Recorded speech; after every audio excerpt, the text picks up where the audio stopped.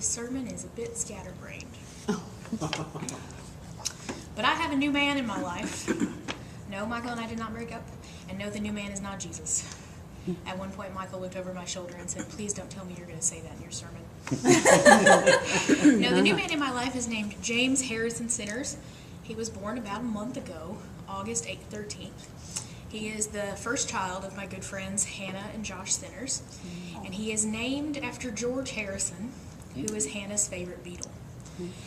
I cannot tell you how in love with this child I am. He is precious.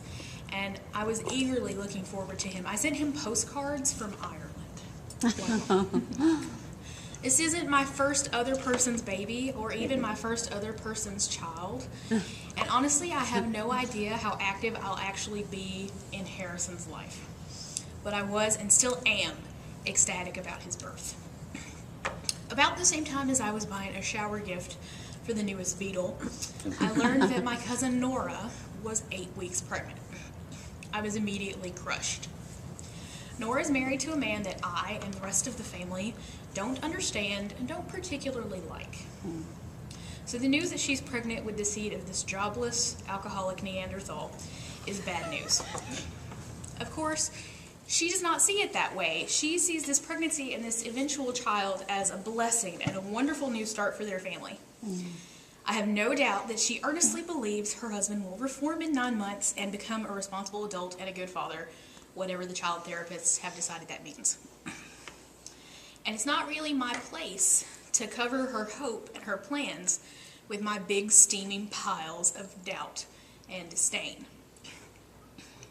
And thinking about the reactions I've had to these different pregnancies, since our theme for today is birth, I'm reminded how incredibly vague and doubtful it can be, the act of bringing new life, of creating something at all, whether it's a child, or an IKEA cabinet, or that research project that's taking you forever, or maybe the perfectly roasted chicken that Julia Child promised me. Really, who knows? Harrison could turn out to be a drug dealer or a sociopath, and Nora's child might cure cancer or fly to Jupiter. My chicken might not be perfectly roasted, but still make excellent chicken salad. We're not promised anything. We're not promised a specific result. Michael objects very strongly to my wanting to name our future son Jagger Holloway Kerrigan. I think that name is way cool. Totally fitting of a rocker future English major with tattoos and a fondness for vegan muffins. But Michael's right when he reminds me all the time that we have no control over how our son turns out, or even really if we'll have a son. We could have a girl, and no matter how much I hate even vocalizing the possibility, she might be a cheerleader. Or Regina George from Mean Girls. As her mother, I would have to support her unconditionally while hoping that it all turns out for the best. I talk about babies here because I think that babies are the most immediate metaphor to us of anticipation, expectation, hope, and dread. Anxiety in booties. In the Catholic Church, today is the Virgin Mary's birthday. It's the Feast of the Nativity of Mary. Her Immaculate Conception undoubtedly caused much joy and consternation to her parents Joachim and Anna. But today is really, for me, about Mary and her own baby. In the same way that I don't know that my child will really merit the name Jagger, when Gabriel, the angel of the Lord, appeared to Mary, he didn't tell her anything about her expected son, only that he would be the Son of God, and his name would be Emmanuel. In many stories of Jewish anticipations of the Messiah, I get the impression that they were not expecting Jesus. They were probably looking for somebody more like the Maccabees, maybe even like Judas Iscariot, who wanted to kick butt and take names for the temple and the Jewish people. What could Mary have expected from this baby? It's not like a regular parent holding their child and thinking of all the possibilities.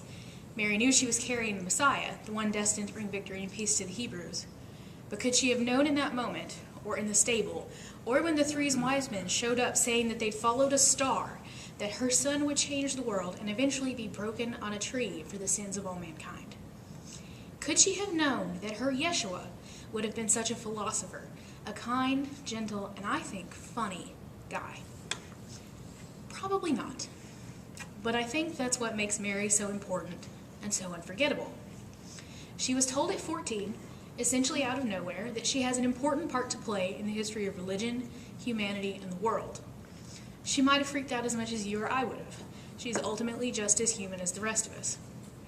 But she got through it anyway. Mary's the prime example to us, not just as women, Catholics, or Christians, but as humans, that sometimes it's better to let go and let God. I've been binging on the show Supernatural lately.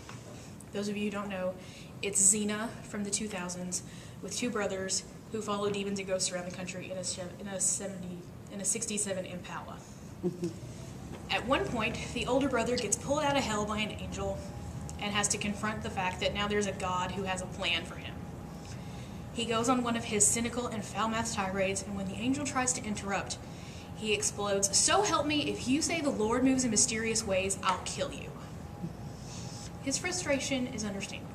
I also saw that episode while I was writing the sermon. The Lord moves in mysterious ways is unsatisfying at best. It's the theological equivalent of sparkling water, when what you want is a big filling cafe au lait and a croissant with Nutella on it, please. But just as hunger can be thirst in disguise, my doctor tells me, so too can we merely be thirsty for the reassurance that God has a plan. He's got it under control, and maybe I, just need to let something out of our veiny, clenched up hands. Speaking of babies, whenever I'm feeling overwhelmed or not in control of my situation, I think about Mary. I think about her standing at the foot of the cross, her world destroyed, and going on anyway. I think that when she saw the stone rolled away and the tomb empty, she must have felt overwhelming vindication. The paths away from death and the grave have been made straight. The clay had been formed and fired, and Mary got to see just how important it is to accept the cosmically large plans that God has for us. I believe that when God said, "Let there be light," there was the Big Bang. And I believe that God personally knew and was there with every particle of stardust that would collect and form and disintegrate and eventually become Adam and Eve, and Noah and Moses and Dinah, Jephthah, Buddha, Confucius, and Mary, who eventually conceived the Incarnation, whose life would start at Christmas, extend beyond the cross and the tomb, and not end. Jesus was a baby once. We had to be born, he had to be born so that he could die on Calvary for us. We're all born in order to die. We're all born to die, to be resurrected.